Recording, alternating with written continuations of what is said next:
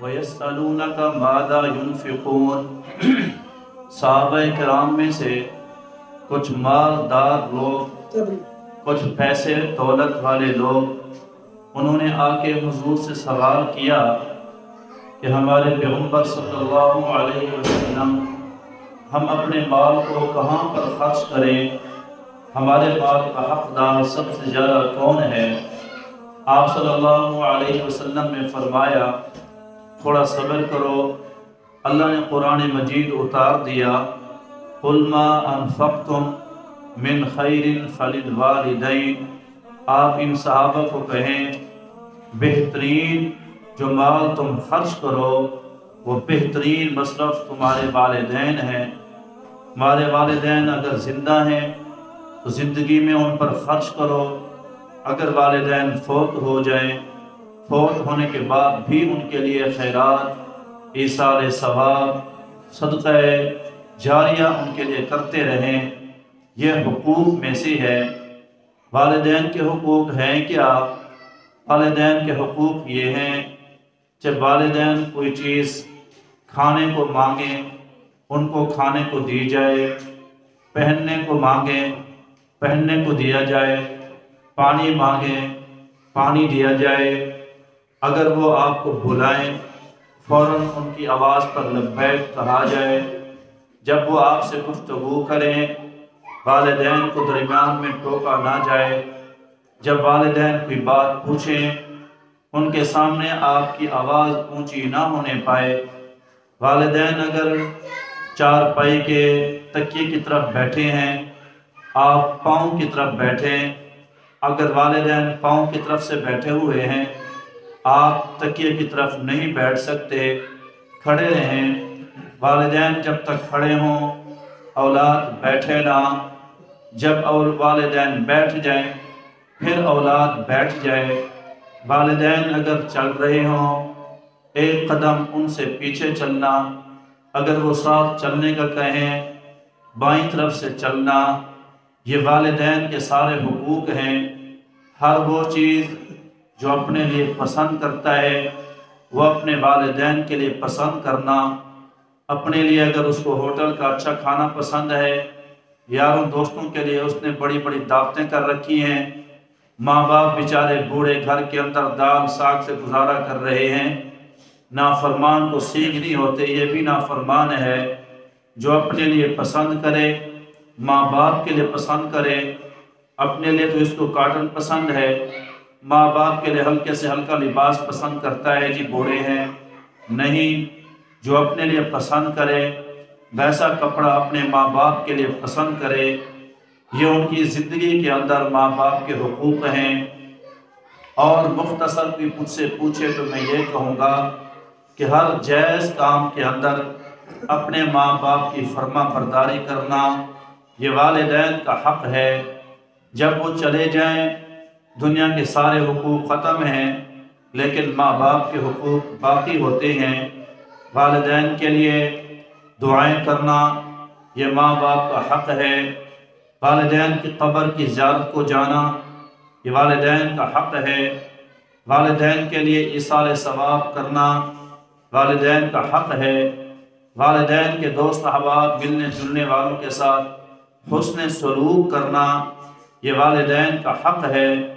نبی کریم رؤوف الرحیم صلی اللہ علیہ وسلم کے پاس ایک صحابی آئے، آ کر عرض کیا کہ حضور مجھ سے ایک بہت بڑا گناہ ہو گیا ہے، پریشان تھے، ندامت تھی، آنکھوں میں آنسو تھے۔ نبی کریم رؤوف الرحیم صلی اللہ علیہ وسلم نے فرمایا کیا تیری اماں زندہ ہے؟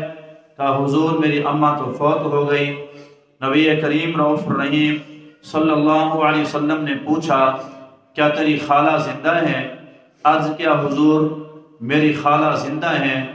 اللہ کے نبی نے فرمایا جاؤ اپنی خالہ کی خدمت کرو، خالہ کو خوش کرو، وہ ہاتھ اٹھائے گی اللہ تیری زندگی کے سارے گناہوں کو معاف فرما دیں گے۔ یعنی والدین کے بعد اماں فوت ہو گئی تو خالہ کا حق ہے، ابا فوت ہو جائے حضور نے فرمایا عم الرجل صنب ابیہ، انسان کا چچا یہ باپ کے قائم مقام ہوتا ہے۔ جو سوٹ اپنے ابے کے لیے لایا کرتا تھا، اب وہ سوٹ اپنے چاچے کے لیے لانا ضروری ہے، ان کو جا کر خوش کرے۔ حتیٰ کہ بعض مفسرین نے یہاں تک لکھا ہے جس بندی کے والدین ناراض ہو کر دنیا سے رخصت ہو گئے، اگر وہ مرنے کے بعد روزانہ ان کے لیے دعا کرے، قبر کی زیارت کو جائے، یا جمعرات کی جمعہ یا جمعرات کو جائے، ہفتے میں یا مہینے میں جائے، ان کے لیے ایصال ثواب کرے، فرمایا اللہ اتنا راضی ہوتے ہیں کہ قیامت کے دن ماں باپ اولاد کی اللہ صلح کروا کے دونوں کو جنت میں داخلہ نصیب فرمائیں گے۔ اللہ تعالیٰ نے اتنا باریک بین اتنا باریکی کے ساتھ یہ مسئلہ سمجھایا، فرمایا کہ والدین کے سامنے نافرمانی تو دور، انہیں اف تک نہ کہنا، تک نہ کہنا۔ یہ اف وہ جملہ ہوتا ہے جو ماں باپ ہمارے مزاج کے خلاف بولتے ہیں تو ہم اس وقت ماتھے کے اوپر تیور چڑھا لیتے ہیں اور کبھی کبھی ناگواری کا اظہار کرتے ہیں اور اس گناہ کو گناہ بھی نہیں سمجھتے ہیں۔ قیامت میں ایک بندہ آئے گا جس کی نیکیاں اور برائیاں بالکل برابر ہوں گی، دونوں پلڑے برابر کھڑے ہوں گے۔ اتنے میں ایک فرشتہ ایک پرچی چھوٹی سی لے کر آئے گا، وہ اس کے گناہوں والے پلڑے میں ڈالے گا، جس کی وجہ سے گناہوں والا پلڑا نیچے جھک جائے گا اور عین انصاف کے مطابق فیصلہ ہوگا کہ اس کے گناہ زیادہ ہیں، لہذا اس کو جہنم میں لے جاؤ۔ اس پرچے کے اوپر لکھا ہوگا الف پیش فے اف، کہ اس نے زندگی میں ایک مرتبہ اپنے ماں باپ کے سامنے اف کہا تھا، اونھ کی تھی، ماتھے پہ تیور چڑھایا تھا، ماتھے پہ بل ڈالے تھے۔ یہ گناہ اتنا عظیم ہوگا، اس کی وجہ سے پورا پلڑا بھاری ہو جائے گا۔ جب یہ بندہ جہنم میں جا رہا ہوگا تو کچھ کہتا ہوا جائے گا، اللہ سب جاننے کے باوجود فرمائے گی میرا بندہ کیا کہہ رہا ہے، میرے پاس اس کو لے آؤ۔ جب وہ بندہ لایا جائے گا، نبی پاک صلی اللہ علیہ وسلم نے فرمایا پھر اللہ پاک اس سے پوچھیں گے ہاں بھئی کیا کہہ رہا تھا؟ وہ بندہ کہے گا اللہ دنیا کے اندر ابے کی نافرمانی ہو گئی، دنیا کے اندر اماں کی نافرمانی ہو گئی، گنہگار ٹھہرا، جہنم میں جا رہا تھا، میں نے کیا دیکھا کہ میرا ابا بھی اپنے گناہوں کی وجہ سے میرے بوڑھے ابے کو فرشتوں نے جکڑا ہوا ہے، جہنم کے اندر لے کے جا رہے ہیں۔ اللہ مہربانی فرما، دنیا میں تو نافرمانی ہو گئی سو ہو گئی، اب مہربانی فرما میرے ابے کے سارے گناہ میرے پلڑے کے اندر ڈال دے، میرے کھاتے کے اندر ڈال دے، میرا عذاب ڈبل کر دے، لیکن میرے بوڑھے ابے کو معاف فرما۔ اللہ پاک فرمائیں گے، اللہ کا یہ جملہ سن کر غصہ ختم ہو جائے گا، فرمائیں گے دنیا میں نافرمانی کر کے جہنم میں جا رہا تھا، آخرت میں فرما برداری کر کے جنت میں جانا چاہتا ہے، جا اپنے بوڑھے ابے کا ہاتھ پکڑ اور دونوں کٹھے جنت کے اندر داخل ہو جاؤ۔ یہ ماں، یہ باپ اور یہ بیٹا دونوں جنت میں داخل ہو جائیں گے۔ زندگی میں کسی کو اف بھی نہ کہنا۔ پھر بالخصوص اللہ نے فرمایا اما یبلغن عندک الکبر احدہما او کلاہما، جب دونوں یا ان میں سے ایک بوڑھے ہو جائیں، بوڑھے ہونے کے بعد ماں باپ کو اولاد یہ سمجھتی ہے کہ میں اب ان پر احسان کر رہا ہوں، میں ان کا رازق ہوں، میں ان کو رزق دیتا ہوں، کھانا دیتا ہوں، کپڑا دیتا ہوں۔ پھر بعض اوقات ایسا مزاج ہو جاتا ہے جس کی وجہ سے ماں باپ کے سامنے یہ کچھ اونچی آواز میں بات کر بیٹھتا ہے۔ پھر قربان جاؤں اس نبی پاک صلی اللہ علیہ وسلم کی دور اندیشی پر۔ پھر حضور کریم صلی اللہ علیہ وسلم سے ایک صحابی نے پوچھا، حضرت ابو ہریرہ رضی اللہ تعالی عنہ راوی ہیں، کہ حضور میری خدمت کا سب سے زیادہ مستحق کون ہے؟ حضور نے فرمایا امک، پھر سنو ثم امک۔ اس نے پھر پوچھا ثم من؟ حضور نے کہا پھر سنو ثم امک، پھر بھی تیری ماں ہے، پھر بھی تیری ماں ہے، پھر بھی تیری ماں ہے۔ پھر چوتھی مرتبہ فرمایا ثم ابوک، پھر ایک روایت میں ہے ثم اباک، ثم ادنا کا چوتھے نمبر پہ ابا ہے، ابے کے بعد اس کے عزیز و اقارب رشتہ دار ہیں۔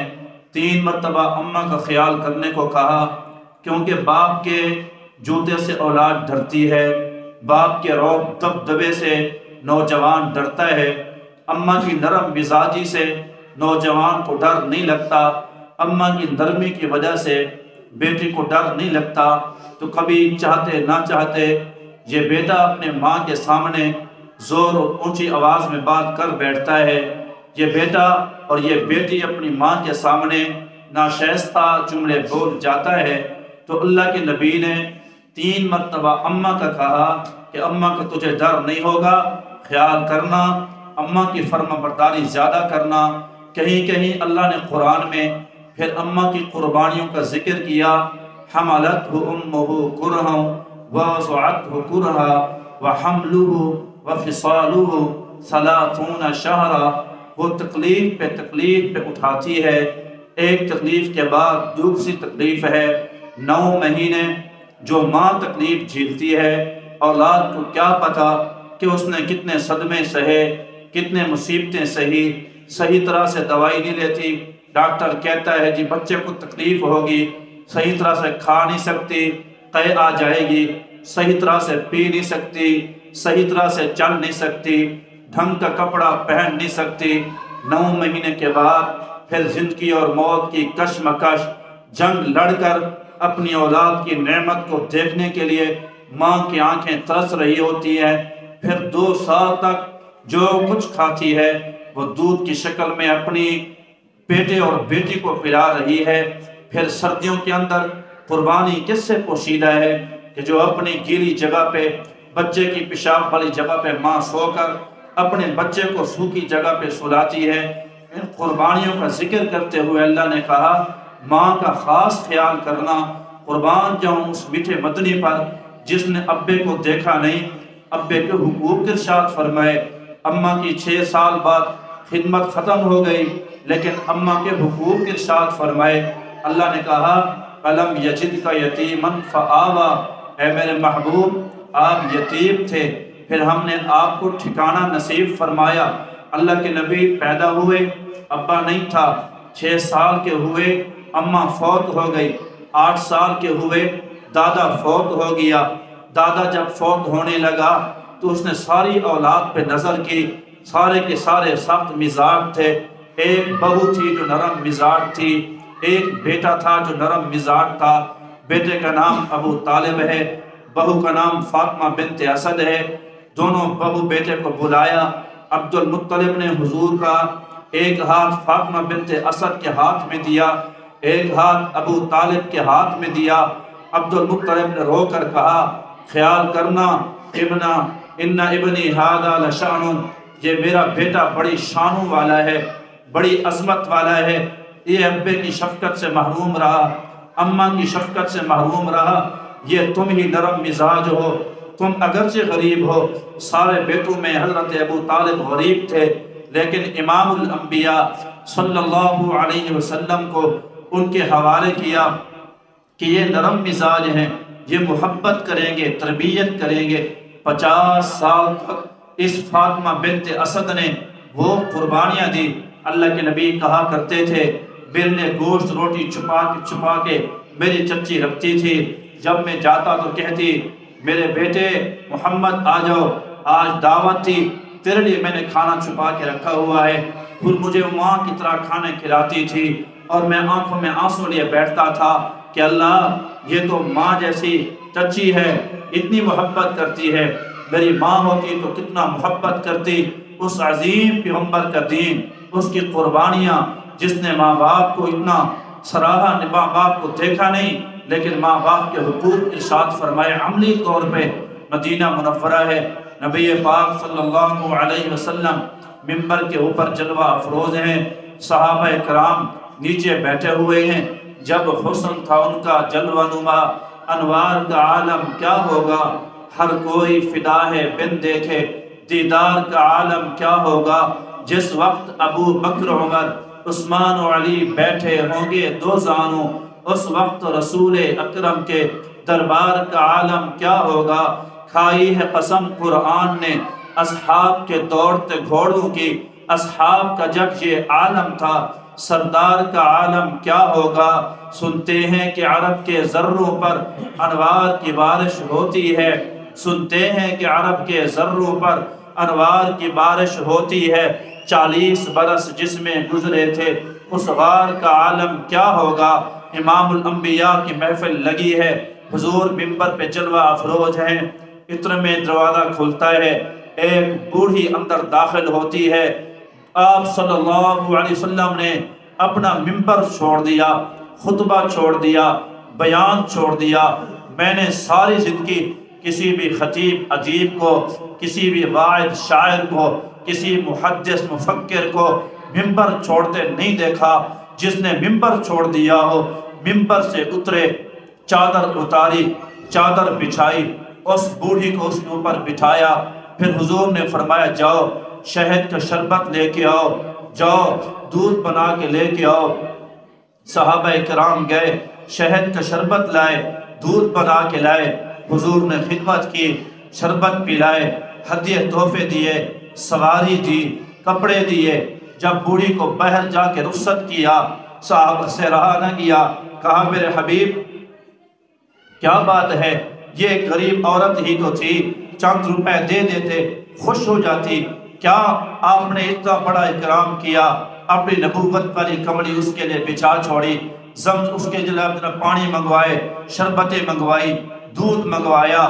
نبی پاک صلی اللہ علیہ وسلم نے رو کر فرمایا میرے صحابہ تمہیں نہیں پتا یہ کون ہے، یہ میری اماں سیدہ حلیمہ بنت زویب ہے، حلیمہ سعدیہ ہے، یہ وہ ہے جس نے 4 سال تک مجھے اپنی چھاتی کے ساتھ لگا کے رکھا، جس نے 2 سال تک اپنی چھاتی کا مجھے دودھ پلایا، یہ بڑی رضائی اماں ہے، یہ میں نے کم اکرام کیا ہے، میرا دل کرتا تھا میں اس سے زیادہ اکرام کروں۔ نبی پاک صلی اللہ علیہ وسلم نے اماں حلیمہ کا اکرام کر کے امت کو بتایا کہ ماں کے قدموں کے نیچے جنت رکھی ہے۔ ایک ہے سننا سنانا، ایک ہے عمل کرنا۔ ہم جب اپنے اکابر کو پڑھتے ہیں وہ لوگ صرف سنتے سناتے نہیں تھے، وہ لوگ اس حدیثوں پہ عمل کیا کرتے تھے کہ ماں کے قدموں کے نیچے جنت ہے۔ میں نے پڑھا امام شافعی رحمت اللہ علیہ کو جب بھی وہ حدیثیں بیان کر کر کے، جب بھی فقاہت اور مسئلے پڑھا کے گھر میں تشریف لاتے تھے تو آ کر سب سے پہلے اماں کی خدمت کرتے، پھر اماں کے قدموں میں بیٹھ جاتے، پھر اماں کے قدموں کے بوسے لیتے، اور پھر اماں کے قدموں کے اپنی زبان نکال کے ان کو چاٹنا شروع کر دیتے۔ تو ماں کہتی بیٹا یہ کیا کر رہا ہے، اتنا بڑا محدث ہے، اتنا بڑا فقیہ ہے، اتنا بڑا امام ہے، میرے پاؤں کیوں چومے جا رہا ہے؟ امام شافعی رو کر کہتے تھے اماں میں تیرے قدموں کو نہیں چوم رہا، اللہ کی قسم ہے میں تو جنت کی چوکھٹ کے بوسے لے رہا ہوں۔ اماں کے قدموں کو چومنا یہ تو جنت کے قدموں کا بوسہ دینا ہے۔ نبی پاک صلی اللہ علیہ وسلم نے ہر چیز کی حد بھی بیان فرمائی ہے۔ ماں کی خدمت بہت کرو، لیکن جب باری آئے اللہ کے حق کی، فرض کی، پھر تیری اماں کہے نماز رہنے دے، نماز نہ چھوڑنا، تیری اماں کہے روزہ رمضان کا فرض ہے رہنے دے، روزہ نہ چھوڑنا، تیری اماں کہے زکوٰۃ فرض ہے رہنے دے، زکوٰۃ ضرور ادا کرنا، تیری اماں کہے کوئی بات نہیں حج فرض ہے رہنے دے۔ نانا لا طاعت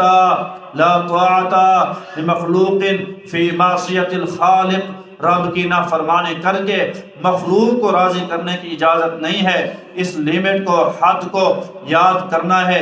یہ حد بندی بھی حضور نے ارشاد فرمائی۔ پاک پیغمبر کے مشہور صحابی ہیں سیدنا سعد بن ابی وقاص رضی اللہ تعالی عنہ، جن کا ابے کا نام مالک تھا اور ابی وقاص ان کی کنیت تھی۔ حضرت مالک کے بیٹے سعد یہ وہ ہیں جو کہا کرتے تھے انا ثلث الاسلام، کہ میں اسلام کا تیسرا حصہ ہوں۔ تیسرے نمبر، چوتھے نمبر پہ کلمہ پڑھا ہے۔ پاک پیغمبر نے جس کو 10 مبشرہ میں شامل فرمایا، یہ ان 10 صحابہ میں ہیں جن کو حضور پاک صلی اللہ علیہ وسلم نے دنیا کے اندر جنتی ہونے کی خوشخبری ارشاد فرمائی۔ یہ ان 6 صحابہ میں سے ہیں جو اہل شورا میں سے تھے۔ یہ حضور نے فرمایا میرے ماں باپ آپ پر قربان ہوں، یا سعد ارمی یا سعد، تیر پھینک یا سعد، تیر پھینک اے سعد۔ ساری دنیا پاک پیغمبر کو کہتی کہ ہمارے ماں باپ فدا کا ابی و امی یا رسول اللہ، ہمارے ماں باپ آپ پر قربان ہوں، لیکن حضور نے ایک صحابی کو فرمایا تھا فدا کا ابی و امی یا سعد، او سعدہ تیرے اوپر میرے ماں باپ قربان جائیں۔ یہ ساتھ یہ ان خوبیوں میں سے ایک خوبی یہ بھی تھی کہ مکہ کے اندر ان کی شہرت پکڑی ہوئی تھی کہ ماں کی خدمت میں یہ بڑے اونچے درجے کے ہیں، فرما بردار بیٹے ہیں، ماں یہ محبت کیا کرتے تھے۔ جب انہوں نے اسلام قبول کیا محلے والوں نے روکا، سعد تجھے کیا ہو گیا، تو نے ماں باپ کا دین ہی چھوڑ دیا، تو نے باپ دادا کا دین ہی چھوڑ دیا؟ تو انہوں نے کہا پہلے تو بے دین تھا، اب اللہ نے ہمیں دین داری نصیب فرمائی ہے، اللہ کا میں جتنا شکریہ ادا کروں یہ اتنا کم ہے۔ سیدنا سعد رضی اللہ تعالی عنہ کو سارے قبیلے نے روکا، سارے رشتہ داروں نے روکا، لیکن فرمایا جان تو جا سکتی ہے، اسلام نہیں جا سکتا ہے۔ پھر انہوں نے ایسا کیا، پکنڈا بنایا، رشتہ دار اکٹھے ہو کے گئے۔ حضمنہ ایک عورت ہے، ابو سفیان کی بیٹی ہے، اور یہ حضرت سعد بن ابی وقاص کی اماں لگتی ہے۔ کہا تیرے بیٹے کو کیا ہو گیا؟ تیرے بیٹے نے اپنے ماں باپ کا، باپ دادا کا دین چھوڑ دیا، پاک پیغمبر کا کلمہ پڑھ لیا، کیا کر رہی ہے؟ اب اس کو اکسایا، تیار کیا کہ بائیکاٹ کرو۔ اس نے کہا میں کیا کروں؟ کہا تم کھانے پینے سے بائیکاٹ کرو، بھوک ہڑتال کرو، یہاں پر بھی بات نہ بنے، گلی کے اندر دھوپ میں بیٹھ جاؤ، جب تک وہ دین نہ چھوڑے اس وقت تک تم اس کے ساتھ بائیکاٹ کرتی رہو۔ ماں نے کہا بیٹا سعد اپنے باپ دادے کی دین پہ آ جا اور یہ کلمے کی بات چھوڑ دے۔ کہا ماں نہیں چھوڑ سکتا۔ کہا سن لے، اگر نہیں چھوڑ سکتا تو میں بھی قسم کھاتی ہوں جب تک تو دین نہیں چھوڑے گا میں تیرے گھر کا کھانا نہیں کھاؤں گی، میں تیرے گھر کا پانی نہیں پیوں گی۔ حضرت سعد پانی پلاتے ہیں، یہ بحر کو کلی کر دیتی ہے، سعد لقمہ کھلاتے ہیں، یہ بحر کو اگل دیتی ہے، حتیٰ کہ اس نے وہ سایہ ختم کر کے گلی کے اندر دھوپ میں بیٹھ گئی۔ سیدنا سعد اٹھاتے ہیں، گھر لے آتے ہیں، اماں پھر جا کے دھوپ میں بیٹھ جاتی ہے۔ دن گزر گیا، رات گزر گئی، دوسرا دن گزر گیا، دوسرا رات گزر گئی، نیا نیا اسلام ہے، نیا نیا کلمہ ہے، ماں بیچاری بھوکی ہے، پیاسی ہے، دھوپ کے اندر پڑی ہے، اور لوگوں کے تانے، رشتہ داروں کی باتیں۔ کہا سعد اگر میں اس حالت میں مر جاؤں گی ساری زندگی لوگ تجھے کہیں گے یہ ماں کا قاتل ہے۔ اب سعد بڑے پریشان ہوئے، اللہ مہربانی فرما۔ صحابہ نے کہا چلو حضور کے پاس چلتے ہیں۔ اللہ کے نبی کی محفل میں پہنچے، نبی پاک صلی اللہ علیہ وسلم کے پاس پہنچے ہی تھے کہ اللہ نے قرآن مجید اتار دیا، وَوَصَّيْنَا الْإِنسَانَ بِوَالِدَيْهِ حُسْنًا وَإِنْ جَاهَدَاكَ لِتُشْرِكَ بِي مَا لَيْسَ لَكَ بِهِ عِلْمٌ فَلَا تُطِعْهُمَا۔ اے میرے محبوب پیغمبر، اے میرے حبیب، اپنے ساتھ کو کہہ دیں کہ ماں باپ کی بڑی خدمت ہے، لیکن جب بات کلمے کی آ جائے، بات توحید کی آ جائے، پھر ماں باپ کی بھی نہ سننا، کلمہ نہ چھوڑنا۔ جب یہ آیتیں اتری پھر گئے، اماں نے دیکھا تو کہا لگتا ہے سعد آج تو پگھل کے آیا ہے، آج تو جناب نرم ہو کے آیا ہے، آج کلمہ چھوڑنے کو تیار ہے۔ جا کر اماں کو دیکھا اور مسکرا کے کہا اماں قرآن اتر چکا ہے، تیرے اندر تو ایک جان ہے، خدا کی قسم تیرے اندر 100 جانیں ہوتی، میرے سامنے دھوپ میں تڑپ تڑپ کے جانیں نکل جاتی، تب بھی میں محمد عربی کا کلمہ نہ چھوڑتا، میں محمد پیغمبر صلی اللہ علیہ وسلم کا دین نہ چھوڑوں گا۔ اب اللہ نے قرآن اتار دیا۔ ایسا پکا ایمان تھا صحابہ کا، ایسا مضبوط ایمان تھا صحابہ کا۔ سیدنا کعب بن مالک رضی اللہ تعالی عنہ صحابی رسول ہیں، غزوہ تبوک میں جانے سے رہ گئے تھے تو حضور کریم صلی اللہ علیہ وسلم نے فرمایا تھا کہ یہ کعب بن مالک کے ساتھ کوئی بندہ بات نہ کرے، کوئی اس کو سلام نہ کرے، سلام کرے تو جواب نہ دے، بیوی اس سے جدا ہو جائے، اسے گھر چھوڑ کے چلی جائے۔ بیوی چلی گئی، ساروں نے چھوڑ دیا بولنا، ساروں نے بائیکاٹ کر دیا، پورے مدینے میں اکیلے گر رہے تھے۔ قرآن کہتا ہے مدینے کی زمین باوجود وسیع ہونے کے ان پر تنگ ہو گئی تھی، بڑے پریشان۔ اسی حالت میں 40 دن گزر گئے، 40 راتیں گزر گئی، 50 دن گزر گئے، 50 راتیں گزر گئی۔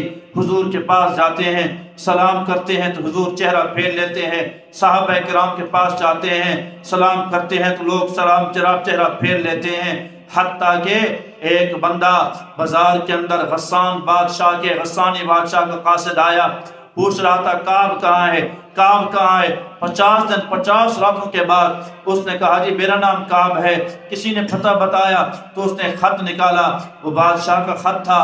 کہا کعب آپ تو بڑے سردار ہو، سنا ہے کہ آپ کو ہر ایک نے چھوڑ دیا ہے، تم تو سرداری کے قابل ہو، تمہیں پیغمبر نے چھوڑ دیا، صحابہ نے چھوڑ دیا، ہمارے پاس آ جاؤ، ہم تمہیں آدھی بادشاہت دیں گے، اپنی بیٹی نکاح کے اندر دے دیں گے، ہمارے پاس آ جاؤ۔ سیدنا کعب رضی اللہ تعالی عنہ کی آنکھوں میں آنسو آ گئے، آسمان کی طرف نگاہ کی، اللہ اب تو دشمن میرے ایمان پہ ڈاکے ڈالنا چاہتا ہے۔ یہ خط اٹھایا، تندور کے اندر ڈالا اور اس کو کہا بادشاہ کو کہنا یہ کعب نبی پاک صلی اللہ علیہ وسلم کی غلامی میں کھٹ کھٹ کے مر تو سکتا ہے لیکن پاک پیغمبر کا کلمہ نہیں چھوڑ سکتا۔ فرمایا بڑا دل دکھا، رات کو میں اپنی چھت پہ بیٹھ کے رو رہا تھا، روز بار پر رہا تھا کہ کعب اگر خدا نہ خواستہ اس حالت میں تیرا انتقال ہو گیا، تیرا جنازہ حضور کے پاس لایا گیا اور حضور نے کہا میں کعب کا جنازہ نہیں پڑھاتا، تیرا کیا بنے گا؟ یا اس حالت میں امام الانبیاء صلی اللہ علیہ وسلم دنیا سے رخصت ہو گئے، تجھ سے ناراض ہو گئے تو تیری نجات کے لیے کیا بنے گا؟ میں ساری رات رویا، اتنا رویا کہ اللہ نے آسمانوں سے قرآن اتارا، وَعَلَى الثَّلَاثَةِ الَّذِينَ خُلِّفُوا حَتَّى إِذَا ضَاقَتْ عَلَيْهِمُ الْأَرْضُ بِمَا رَحُبَتْ وَضَاقَتْ عَلَيْهِمْ أَنفُسُهُمْ وَظَنُّوا أَن لَّا مَلْجَأَ مِنَ اللَّهِ إِلَّا إِلَيْهِ ثُمَّ تَابَ عَلَيْهِمْ لِيَتُوبُوا إِنَّ اللَّهَ هُوَ التَّوَّابُ الرَّحِيمُ۔ اللہ نے ایسی توبہ قبول فرمائی، اللہ نے ایسی توبہ قبول فرمائی۔ قرآن مجید میں کعب بن مالک کی توبہ کا اللہ نے حصہ فرما دیا، جب تک رب کا قرآن رہے گا کعب بن مالک کا بھی شان بیان رہے گا۔ یہ صحابہ ایمان میں پکے تھے، حقوق اپنی جگہ پہ، لیکن ایمان چھوڑنا یہ صحابہ سے دور، صحابہ سے توقع بھی نہیں کی جا سکتی تھی۔ سیدہ اما عائشہ صدیقہ طاہرہ طیبہ رضی اللہ تعالی عنہ فرماتی ہیں نبی پاک صلی اللہ علیہ وسلم نے فرمایا میں سویا ہوا تھا، میں نے خواب دیکھا کہ میں جنت کے اندر سیر کر رہا ہوں۔ میں جنت میں جب پہنچا تو میں نے ایک بندے کو قرآن پڑھتے ہوئے سنا، تو میں نے پوچھا جبریل یہ جنت میں قرآن کون پڑھ رہا ہے؟ یہ کون سا خوش نصیب انسان ہے جس کو جنت میں قرآن کی تلاوت نصیب ہو گئی؟ تو جبریل نے جواب دیا میرے محبوب یہ آپ کا غلام سیدنا حارثہ بن نعمان رضی اللہ تعالی عنہ ہے۔ میں نے کہا اللہ اتنا شان حارثہ کا کس وجہ سے؟ کہا میرے محبوب وہ ماں کا جو اتنا فرما بردار ہے، ماں کی فرما برداری کی وجہ سے وہ پڑھتا زمین پر قرآن تھا، اللہ اس کا قرآن جنت کی حوروں کو سنایا کرتا تھا۔ جب بندہ ماں باپ کی فرما برداری کرتا ہے تو اللہ اس کو، حضور کریم صلی اللہ علیہ وسلم نے خلاصہ ارشاد فرمایا کہ ماں باپ تمہاری جنت بھی ہیں، ماں باپ تمہارے جہنم بھی ہیں۔ اگر ماں باپ انسان کے راضی ہیں تو وہ انسان کی جنت کا سامان ہے، ماں باپ انسان کے ناراض ہیں تو وہ انسان کا جہنم کا سامان ہے۔ اپنے ماں باپ کو ہر حالت میں بیویوں خوش رکھنا، کسی بوڑھی اماں کے سامنے اونچی آواز میں بات نہ کرنا، اور کوئی بھائی اپنے باپ کے سامنے اونچی آواز میں بات نہ کرے۔ اللہ نے پاک پیغمبر نے اس کے حقوق بڑے ارشاد فرمائے ہیں۔ نبی پاک صلی اللہ علیہ وسلم اگرچہ ماں باپ کی شفقتوں سے دور رہے لیکن بار بار رضا اللہ فی رضا الوالدین و سخط اللہ فی سخط الوالدین، حضور نے فرمایا اللہ کی رضا مندی والدین کی رضا مندی کے اندر ہے، اور اللہ کا غصہ والدین کے غصے کے اندر ہے۔ والدین اگر راضی ہیں فرش پہ مصطفیٰ راضی، عرش پہ خدا راضی، والدین اگر ناراض ہیں دونوں جہانوں کے اندر بیڑا غرق ہو گیا، دونوں جہانوں کا خسارہ ہو گیا۔ خسرت دنیا والآخرہ، دنیا بھی گئی آخرت بھی گئی۔ ماں باپ کا نافرمان یہ واحد گناہ ہے جس کی سزا اللہ نے دنیا میں طے کر رکھی ہے، دنیا میں اس کو اللہ سزا دیتا ہے۔ حدیث پاک میں آیا ہے ماں باپ کی خدمت کرو گے تمہاری اولادیں تمہاری خدمت کرے گی، اگر تم پاک دامن رہو گے تمہاری بیویاں پاک دامن رہیں گی۔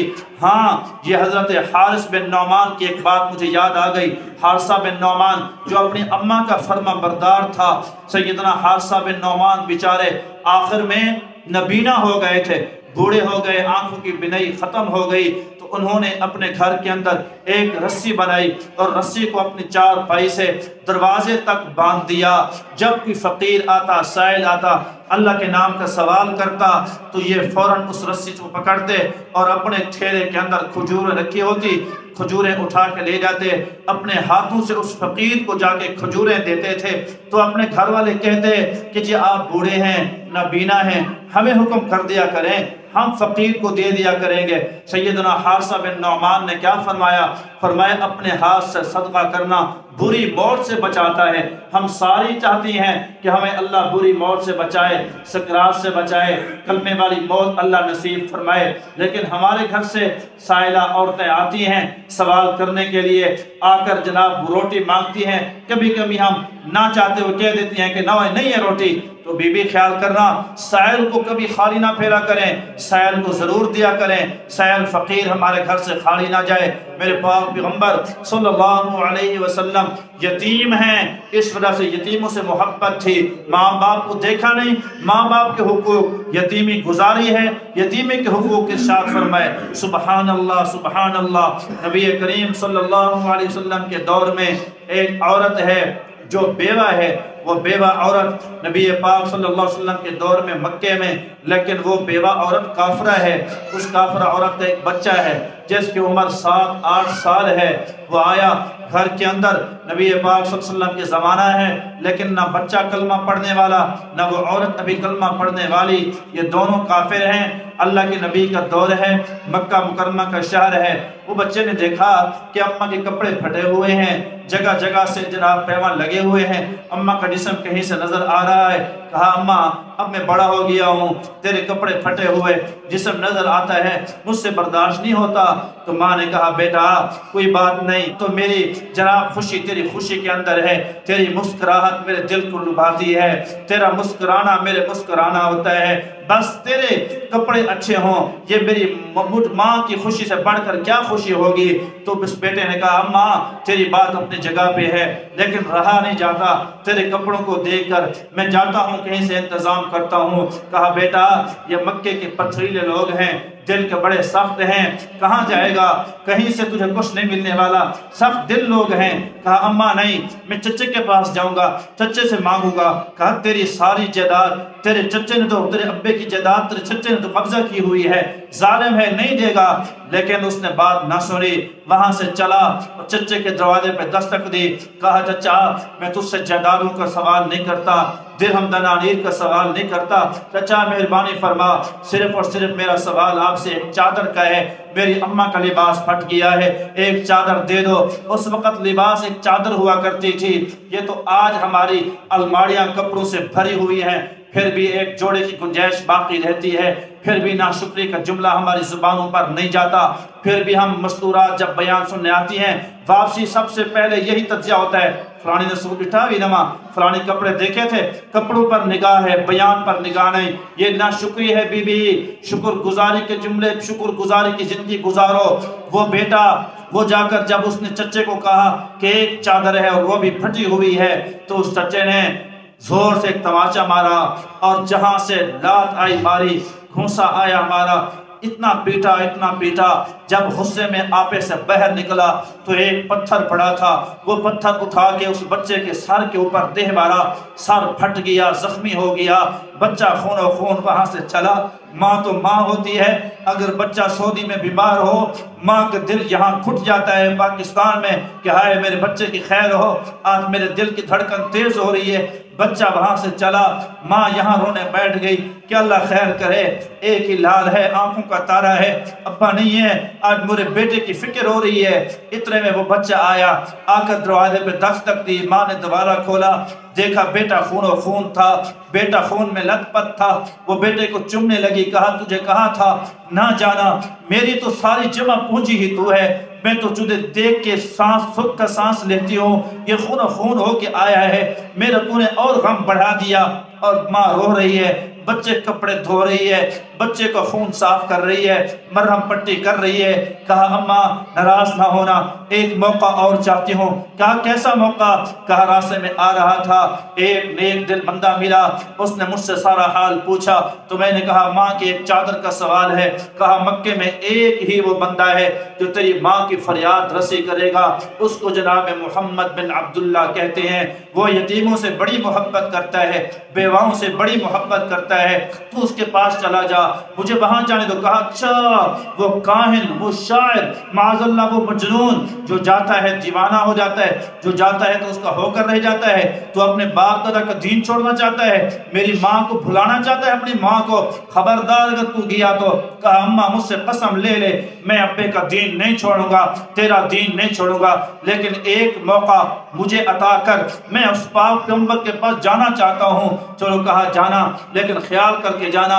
اب وہ پٹی باندھی ہے، تھوڑا تھوڑا خون نکل رہا ہے اور چہرے پر تماچے کے نشان بنے ہوئے ہیں۔ یہ بچہ اب گیا حرم کے اندر، مطاف کے اندر، پوچھا این محمدہ، این محمدہ، حضور پاک کہاں ہے، حضور پاک کہاں ہے؟ لوگوں نے، ایک نے کہا وہ حتیم کے ساتھ جو ٹیک لگائے نورانی چہرے والی شخصیت بیٹھی ہیں، اسے جناب محمد الرسول اللہ کہتے ہیں، وہاں چلے جاؤ۔ یہ یتیم بچہ وہاں پر گیا، حضور نے حال دیکھا، ماتھے پہ پٹی لگی ہوئی ہے، خون رس رہا ہے اور کپڑے گیلے ہیں، آنکھوں میں آنسو ہیں۔ کہا میرے بیٹے کیا ہوا؟ اس نے حال نہیں دیا، بس اتنا جملہ کہا محبوب میں یتیم ہوں۔ یہ جملہ سننا تھا، محبوب کی آنکھیں بھر آئی، دل بھر آیا۔ حضور نے جلدی جلدی اٹھے، محبوب کے مبارک کندھوں سے کملی نیچے گر گئی، اس یتیم کو اٹھایا، سینے سے لگایا۔ دل اس بچے کا بھی بھرا ہوا تھا، دل میرے محبوب کا بھی بھرا ہوا تھا۔ اللہ کے نبی رونے لگے، وہ بچہ بھی رونے لگا، کافی دیر روتے رہے۔ پھر پیغمبر نے اس کے سر پہ ہاتھ پھیرا، فرمایا تو مکے میں یتیم اکیلا تھوڑی ہے، میں محمد بھی یتیم ہوں۔ تو نے تو اپنی ماں کو دیکھا، آج تیری ماں زندہ ہے، تو نے تو اپنے باپ کو دیکھا، مجھ محمد نے اپنے ابے عبداللہ کو دیکھا تک نہیں، 6 سال کا تھا میری اماں چلی گئی ہے، کوئی بات نہیں، تو یتیم ہے تو میں محمد بھی یتیم ہوں۔ یہ جملے کہے اللہ کے نبی نے، کیسے آنا ہوا؟ پھر اس نے داستان دکھ بھری سنائی کہ یوں چچے کے پاس گیا تھا، زور سے پتھر مارا، سر پھٹ گیا، خون و خون ہو گیا، امی سے اجازت دے کے ایک چادر کا سوال کرنے آیا ہوں۔ وہ چادر جس کو اللہ یا ایھا المزمل کہے، وہ چادر جس کو یا ایھا المدثر کہے، وہ چادر جو پاک پیغمبر کے نبوت والے کندھے پہ آتی تھی، آسمان تک روشنی نکلا کرتی تھی، وہ نبوت والی چادر نورانی حضور نے اتار کے دی۔ کہا جاؤ لے جاؤ، جب بھی کوئی ضرورت ہو تو میرے پاس آ جایا کرو۔ وہ بچہ چادر لہراتا ہوا، خوشبو سونگتا ہوا گھر پہنچا۔ ماں نے پہلا سوال کیا، میرے بیٹے کہیں تو نے باپ دادا کا دین تو نہیں چھوڑا؟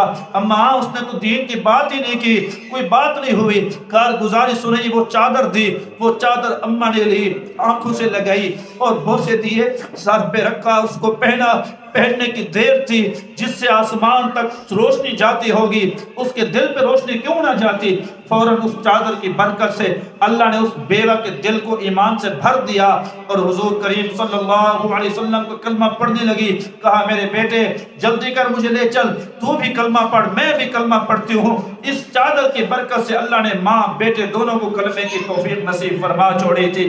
وہ پاک پیغمبر صلی اللہ علیہ وسلم جس نے اپنے ماں باپ کو نہیں دیکھا لیکن ماں باپ کے حقوق ارشاد فرمائے، جس نے یتیمی دیکھی، یتیمی کے حقوق ارشاد فرمائے۔